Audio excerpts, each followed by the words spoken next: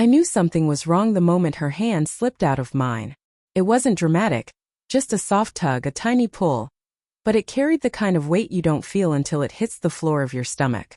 We were at her company's annual gala, the music loud enough to hide awkward silences, and the lights low enough to blur the edges of people who didn't want to be seen. And yet, when her boss stepped toward her, hand extended, she didn't hesitate. She chose him. "I'll just be a minute," she said, already moving away. A minute. I watched her walk into the crowd with him, her dress catching the light, her smile doing something to me I didn't like. It wasn't the smile she gave me when she was trying to reassure me, or the one she used when she was tired or stressed. It was the one she used back when we first started dating, bright, shy, wanting to impress. Except it wasn't for me anymore. I stood alone by the edge of the dance floor, pretending to enjoy the drink in my hand, pretending the tightness in my chest was nothing more than the room being too warm. I told myself she was just being polite, that it was just a dance, that this was her world, not mine. But pretending only gets you so far. You're her husband, right?" someone said behind me. I turned to see a guy around my age, loosened tie, slightly flushed face. Someone who had definitely been nursing the open bar. He was smiling like he wasn't sure if he should be. "Yeah," I said. "Well, I'm Mark. I work in accounting." He hesitated, then rubbed the back of his neck. "So this is awkward, but are you free to dance? My table made a bet I wouldn't ask, and I'm already the office coward." I nearly laughed. Nearly. He wasn't hitting on me. His embarrassment was too obvious for that. He was just trying to win a dare. But when I looked back at the dance floor to gesture toward my wife, she wasn't where I expected. She wasn't anywhere near the center. She was in the far corner, with her boss. Not dancing. Talking. Faces close. Too close. My stomach tightened. I swallowed hard, turned back to Mark and said, "Sure. Why not?"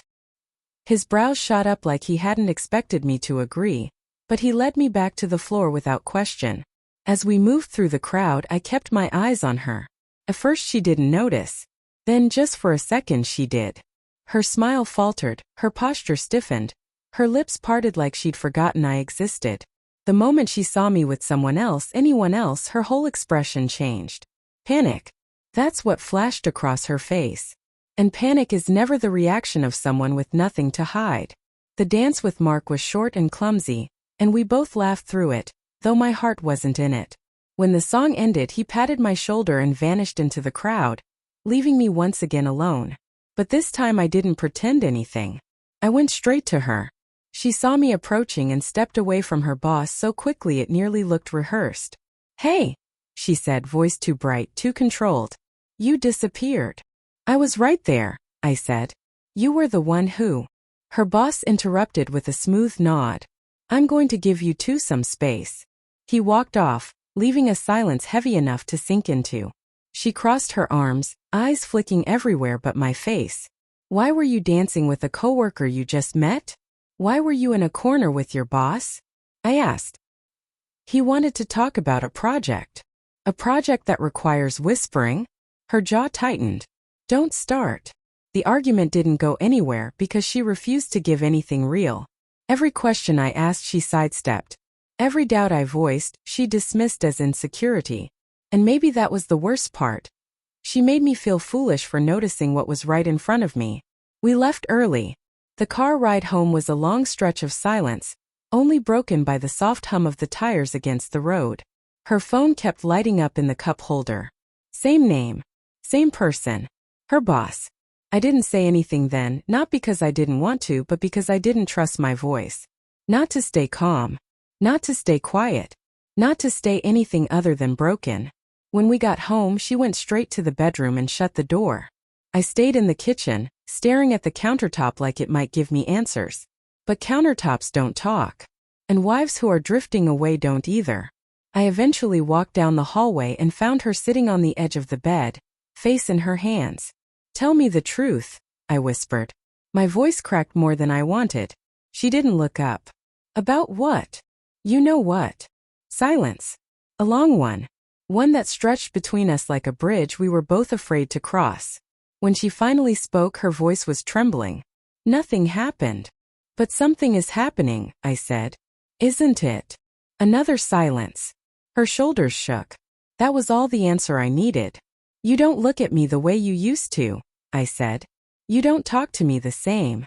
You don't choose me. She finally raised her head, eyes glossy. I didn't mean for any of this. Then why did you let it? Her throat bobbed. I felt invisible. At work he made me feel appreciated. Not in some romantic way. Just seen. And it spiraled before I knew it. You could have told me, I said. You should have told me. I was scared. Of losing me? Of losing myself, she whispered. That hurt more than any admission of infidelity could have. Because it meant I wasn't part of the place she went looking for comfort. I wasn't where she turned when she felt small or lonely or unseen. She had let someone else fill that space. And once someone fills it, it's hard to push them out. I sat beside her but didn't touch her. I wasn't sure if I still had the right. So what now? She asked, voice fragile. I don't know, I said honestly. I don't know if I can trust you. I don't know if you want to stay or if you already checked out a long time ago. But I know this. I can't be the only one trying. Her tears spilled over. I want us. I do. But I don't know who I am anymore. I don't know when I started pulling away. Maybe when you needed help and didn't ask for it, I said softly. Maybe when I stopped noticing. She flinched at that, not because I blamed her but because I didn't only blame her. The truth is, betrayal is never clean. It's messy and layered and full of quiet fractures that start long before the breaking point. We had both let things slip. We had both ignored small signs. We had both assumed the other would stay without effort. And love doesn't work like that. We sat together in a fragile stillness, neither of us sure if we were fixing something or breaking it further. Her hand drifted toward mine, hesitated, then rested beside it without touching. A small gap, a quiet distance, one that felt bigger than the room. When I finally reached out and held her hand, it wasn't forgiveness. It wasn't forgetting. It wasn't a promise of forever. It was a decision to try, even if trying hurt, even if trust would take time, even if the ache wouldn't disappear by morning. But for the first time in months she didn't pull away. And for the first time in months neither did I.